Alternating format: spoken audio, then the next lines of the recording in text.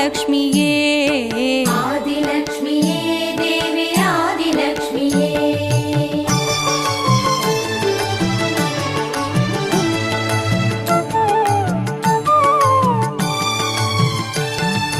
வாழை மரம் அசைந்தசைந்து சாமரம் வீச மின்ன வரும் துதிக்க ஆற்றங்கரையில் அமர்ந்தவள் பேழை வயிற்றின் பசியை போக்க உணவளிப்பவள்